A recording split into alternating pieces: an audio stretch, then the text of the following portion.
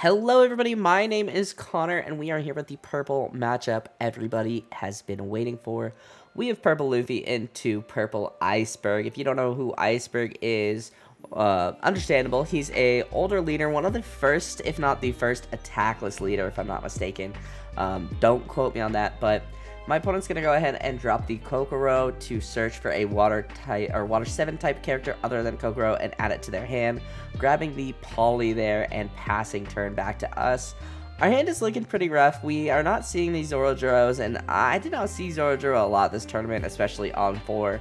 But we do end up finding the vanilla Usopp. I'm pretty okay with that. We could play down the Kamazo potentially, but since I'm so unfamiliar with this matchup, I would rather keep the 2Ks in my hand. So we are just going to go ahead and drop the vanilla Usopp. Yeah, and we do know that he has a Poly, so definitely trying to keep in mind, okay, if he's going to play Poly and ramp, he also gets to kill something with Poly. What am I okay with him killing? Is there something I want to save to maybe bait him into killing something else? But he's gonna go ahead, play down the stage, ramp him a Dawn, and play down another Kokoro, searching for a water 7 and getting a Balluno. I was just checking to see what the counter was. Speaking of counter, our hand is looking, it has a lot of counter, but I'm not enjoying what I'm seeing in the hand. No Leafy Taro, no Zorojuro, no Law. I never see Law in opening hand anymore.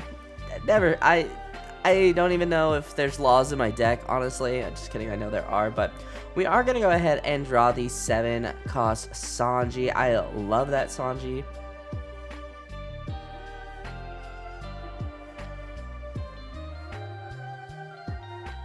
Just taking my time to think about what I can do, what I want to do. As you guys can see, I did not see Luffy Taro, Zorojuro, or really Luffy Taro and anything to play off of Luffy Taro, or, you know, we don't see Luffy Taro, we see nothing to play even if we had a Luffy Taro, so a bit of a rough start. Definitely, as I said, making it difficult because I don't know what to expect from this deck, from this Iceberg deck. And I think we're just going to go ahead and swing 6 with the vanilla Usopp, getting a 2K Kamazo out of his hand. Look at that, me and my buddy, we twinning over here. So the Kamazo we do have in our hand right now, I actually bought from my buddy Ian. Shout out to my buddy Ian. But we did end up winning this tournament, guys, and I did pull my very own Kamazo, the only winner card I've been able to snag this set. But the 6 connects with Luffy, and we are actually going to go ahead and play Kamazo and pass turn. I don't hate that play. I think that I have the 7 cost Sanji on the field, or I can put him on the field for next turn and ideally pop the Kokoro. He hasn't really played a lot of bodies on field yet, and I don't really know what he can play realistically. As I mentioned, not really familiar with this deck, so gonna go ahead and get a rested Dawn from stage. He's gonna go ahead, tap leader to minus a Dawn and play out a character. Ends up playing out Poly, tapping 2, gaining that Dawn back, and popping Usopp. So really interesting play, something that, you know, with just not being familiar with Iceberg, like, really, I was like, oh, yeah, that worked pretty well. Like, yeah, I thought that was a really good play. Unfortunately for me, it was a really solid play by my opponent, but it looks like he's sorting his Dawn, trying to figure out what he wants to drop next. Looks like he's tapping for the Law. So this is really interesting. He's gonna go ahead, play 4 for the Law, and you know, not do leader because not do the Law ability because I only had 6 in hand, and pass turn. Understandable, you want to block her up, I get it. And yeah, we drew an Usohachi, which is nice, but not really. I want to start flooding the board, and the fact that he's got more bodies on the board, even without counting his searchers, you know, both the Law and the Poly are pretty scary bodies that can, you know, really hurt. So yeah, definitely a little nervous there, but we're gonna go ahead and ramp. Going to 9, we are just gonna go ahead and play down 9 Mom, get a big body on board, trashing a Eustace Kid. I'm going to put Polly at the bottom of his life. I know that that's a brick, and since I'm minus to Dawn, I will put one of those searchers in the trash. Now, what to do here? Good question. We're going to go ahead, poke 5, get a counter out of hand. We're going to go ahead and poke another 5 with the Kamazo. Ideally, just trying my best to put just a dumb amount of pressure on my opponent to keep them, discarding cards out of hand. And at this point, I have to swing into their life. Definitely, 9 Mom does feel pretty scary because I am healing them, and that could ultimately help them. But I think getting the Poly off the board and then making it so we know he's drawing into a counterless card in his life, I think is overall worth it. And we have the 9k swing coming next turn. So, overall, we're sitting pretty good. I think we're at 6 cards in hand. And I think this is where I just do a dumb, guys. And yeah, we'll don't worry, we'll talk about it when it happens. Unfortunately for me, I can never escape these dumb plays. But yeah, I know he's got the Law sitting on board, and you guys know exactly what I'm gonna do. So he ends up swinging 7 here, and I'm at 6 cards in my hand.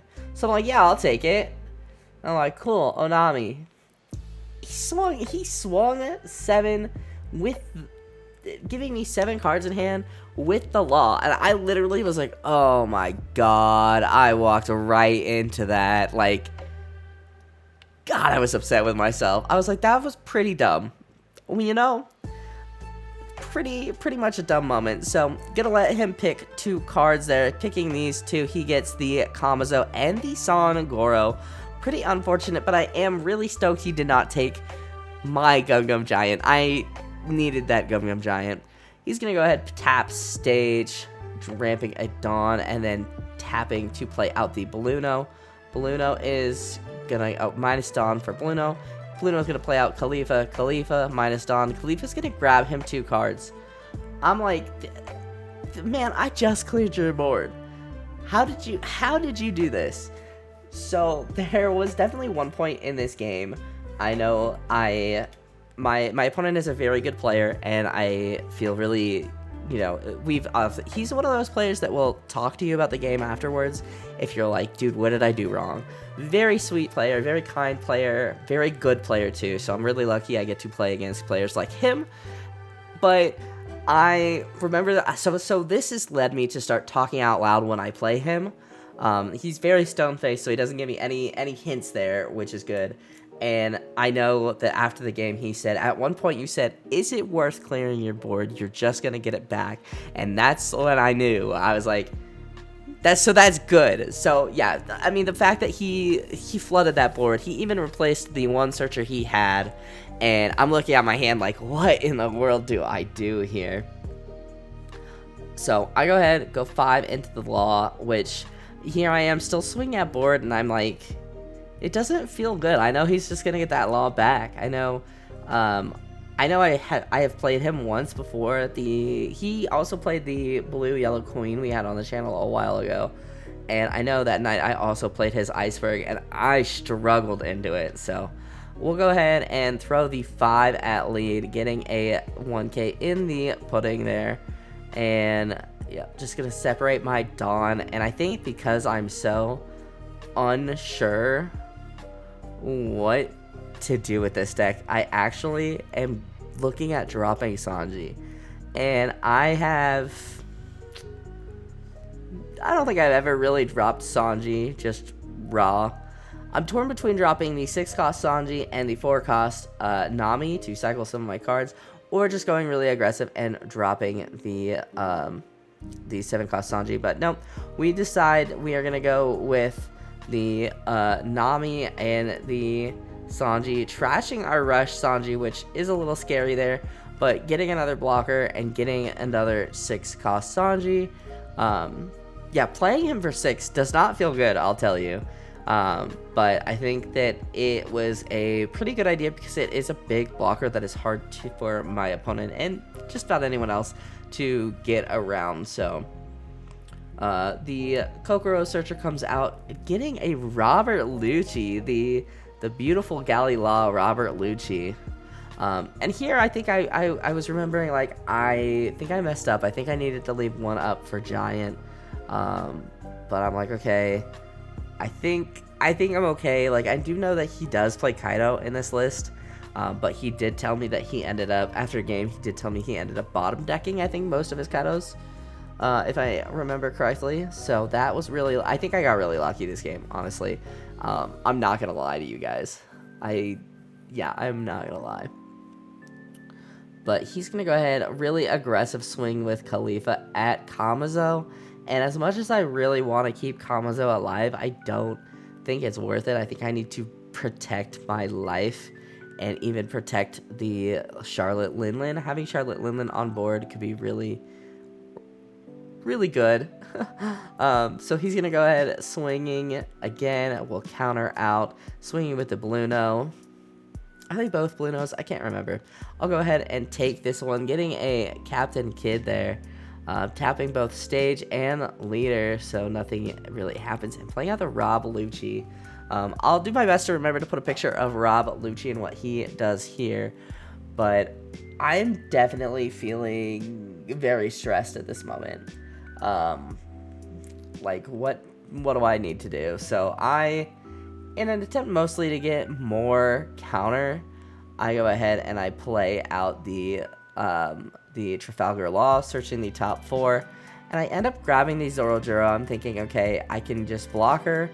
I can block her up, hide, and potentially just get enough bodies on board. But yeah, I'm gonna tap 4, looking for something in a form of a Gum Gum Giant, or there's Luffy Taro, Son, Goro, and another Luffy Taro. Would have liked Luffy Taro earlier in the game. I think at this point it's worth taking the Gum Gum Giant, just to keep myself alive. As much as I'd like to have the Luffy Taro to get some more bodies on the board. Yeah, definitely trying to figure out what I need to do here, and I think around here is when I was like, why am I swinging into your board? I think I need to ignore your board, just protect myself as best I can, ignore your board, and go for face. Which I think in decks that flood the board fast, like even Purple Luffy, yeah, it's pretty frustrating when you guys don't, when I flood my board and you guys say, no, I don't think so. Pretty frustrating. So I'll go. It looks like I'm debating on going 5. You can tell. Look at my hand on my head, dude. I'm thinking so hard right now. I'll put my thinking cap on. It looks like I'm swinging 5, getting just a counter out of hand, and I'm okay with that, honestly. Swinging 9. He's got 2 cards in hand. Swinging 9, I assume, at one of the bodies on board, but could be swinging 9 at life. Definitely. Yeah, swinging 9 at life. I don't hate that idea at all. It is definitely really scary to look at his board, but I'm going to go ahead once again, tapping 4 for the Nami, and drawing into 2 cards, drawing into another Nami and a 2K, and I got 1 up for the Gum Gum Giant. He is at 2. If I can just live, I think we are sitting in a really good spot. With the bodies he has on board, they are pretty scary, but I don't think they'll be terrible. I think, if I remember correctly, Khalifa's are relatively low. They're all like 6. I think Lucci might be 7. I don't even think that sounds right, actually. I think they're all 6Ks. Which, when you're spreading Dawn out, it does make it much more difficult, but I am feeling pretty confident in where I am with the amount of counter I have in hand, so gonna give them a 9K there. So yeah, I think that is an 8K swing. If I remember Blue Nose base power, let me see if I can pull it up really quick. No, Blue Nose is a base power 5. Did I over counter that? I don't know. But he's gonna go ahead and tap 7, and this Oh, this scared me so bad here. So he taps 7, resting my Sanji blocker. I'm like, oh god, I'm in trouble. Luffy is going to go ahead and swing and rest my Nami. And I'm like, how am I going to live this turn? How, like, I have no idea. Like, swinging with Khalifa there, going to give a 2k, looks like a 6k swing. Swinging another 6k potentially. And it looks like all his Dawn is tapped, which is really nice, but I need to make sure I can get out of... I can't take 2 hits here. I can take 1, but I can't take 2. I think, depending on what we get, there's a chance I can go for game next turn, possibly. But I'm going to go ahead, give him the 2k there, and swinging the 7. It looks like I'm thinking about playing Gum Gum Giant, but we'll go ahead and take... Getting a 1-cost Law. Look at that. There he is. And, yeah, I think that's all he can do. Passing turn, we're going to go ahead, draw into the Uso Hachi, I believe it was. Was it? Yes. And I want a big body to help me finish. So I'm going to replace Law with a different Law. And we are going to search the top 5, and there's a big body right there. But... there is Sanji. I can rest his blocker, his Law, and we can go for game. Granted, he doesn't have a ton of cards in hand, but just enough to where I want to make sure that the blocker is not available. It looks like he has 2 cards in hand. We do know that he has 1 brick coming, so I just gotta make sure. I think that the way that I did this may have been incorrect, but just kind of trying to poke until his hand was steadily raising how much I'm swinging. We go 6, we go 7. I think we're going 6, 7, 7, 9, I think is the plan here. We'll go another 7, getting Polly. We'll go 6 with Sanji just to get the counter out of hand, and 9 will get us there. So we are able to squeak out the win there. Maybe I should have gum-gummed instead of taking that last life. But overall, I think that that was the changing point. I think was really when I realized that I just need to be kind of doing my best defend against his board and going for life, ignoring his board. I can't control his board. I have to hit him in the face. So that is going to do it for me, guys. Thank you guys so much for watching. If you guys like this video, hit that like button down below. It helps me out more than you can ever know. Go ahead and subscribe if you are new. And of course, guys, I will say, of course, if you are looking for a playmat, please check out thousandnoble.com. It is where I make all my playmats. It's my store. I really enjoy making playmats. I would love to be able to do it full-time or even remotely more part-time. So if you guys are looking for a playmat or can't find a playmat that fits you, let me know. Let me make one for you. Let's talk about it. But yeah, thank you guys so much for watching, and thank you guys for enjoying the channel lately. I really appreciate it. And yeah, I'll see you guys in the next video. I hope you guys have a wonderful rest of your day.